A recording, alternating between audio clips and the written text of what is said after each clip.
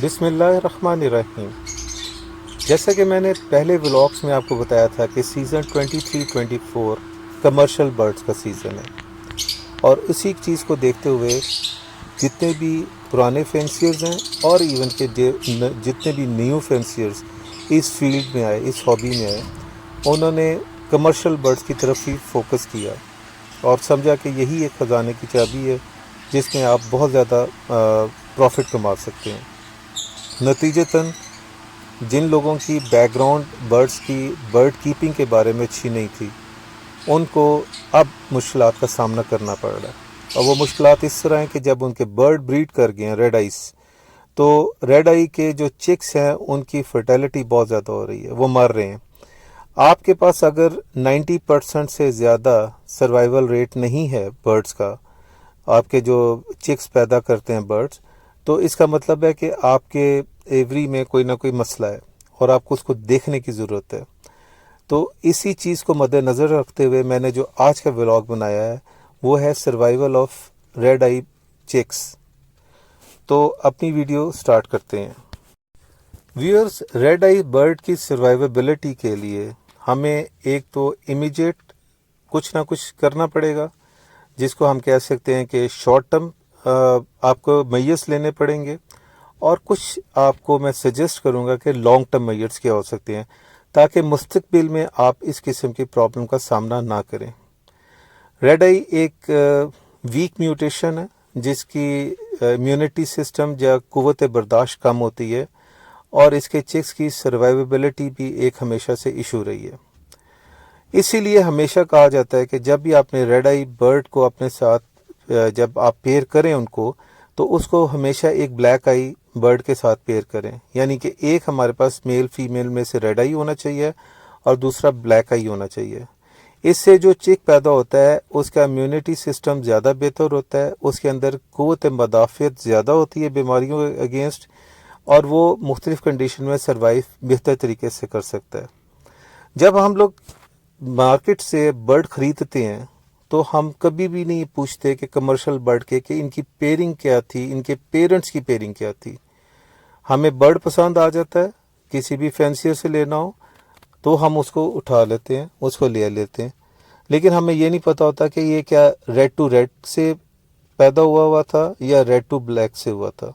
अगर तो ये रेड टू रेड था तो आपको उसी वक्त रिजेक्ट कर देना चाहिए, चाहे वो कितना ही खूबसूरत बर्ड क्यों हो, क्योंकि जब उसने आपके पास आके ब्रीड करना है तो आपको प्रॉब्लम का फेस करना पड़ेगा, जैसे कि अब आप कर रहे हैं। शॉर्ट टर्म मेजर में जो सबसे पहली चीज़ है, आपने कंफर्म करना है कि जो आपने पेयर अप किए हुए हैं बर्ड वो रेड टू रेड नहीं है, यानी मेल और फीमेल दोनों रेड आइज तो नहीं है। अगर ऐसा है तो आप उनको ब्रेकअप करें सेकेंड क्लच से पहले और रेड आई और ब्लैक आई का पेयर करें। और अगर आपने ऑलरेडी रेड आई और ब्लैक आई का पेयर किया हुआ है तो फिर आप कंफर्म करें कि जो आपका रेड आई बर्ड है उसके पेरेंट्स जो थे वो रेड टू रेड तो नहीं थे, और अगर ऐसा है तो आपको वो रेड आई बर्ड को भी रिप्लेस करने की ज़रूरत है। इससे जो आपके रेड आई के चिक्स आएंगे उनकी सर्वाइवेबिलिटी बढ़ जाएगी, और 90% से ज़्यादा सर्वाइवेबिलिटी आपको अचीव करनी है। दूसरी एक बहुत इंपॉर्टेंट चीज़ है, वो है आपके बॉक्सेस की सफाई। जब हम अपने बर्ड्स को जब वो ब्रीड करने के लिए अपने बॉक्सेस में चले जाते हैं, उसके बाद हम उन पर कोई भी विक्रॉन एस का कोई भी स्प्रे या किसी भी किस्म का कोई स्प्रे नहीं करते हैं।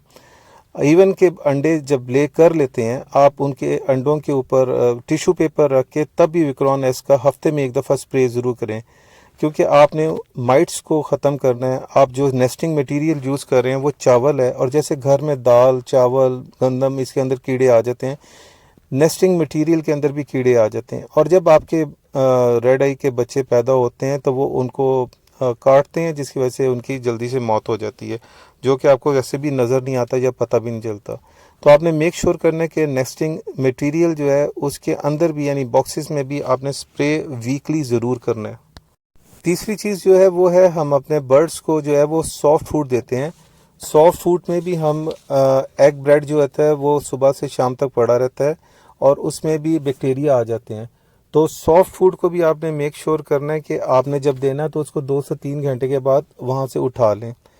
उससे भी आप के जो बच्चे हैं उनको डेफिनेटली बैक्टीरियल इफेक्ट से निजात मिल जाएगी।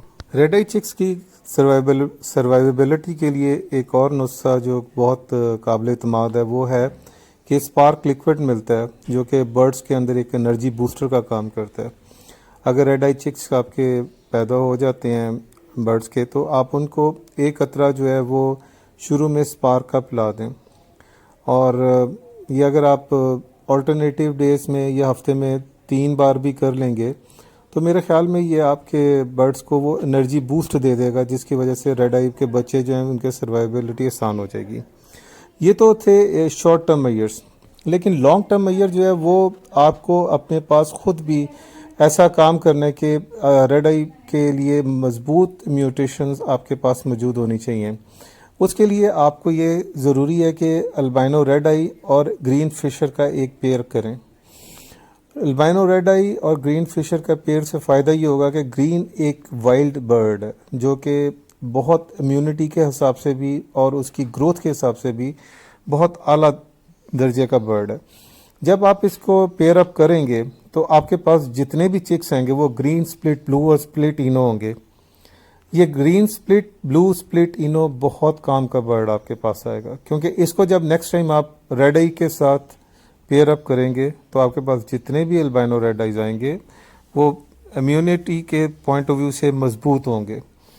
और अगर आप ग्रीन स्प्लिट ब्लू स्प्लिट इनो के 2 पेयर हों और उनमें से उनके बच्चों को आपस में पेयर अप करेंगे तो उनके वजह से आपके पास जब भी रेड आई के बच्चे आएंगे जो अल्बाइनो में होंगे वो आपने कभी भी नहीं बेचने, वो आपके पास एक मजबूत रेड आई फिशर के म्यूटेशन आपके पास आ जाएगी।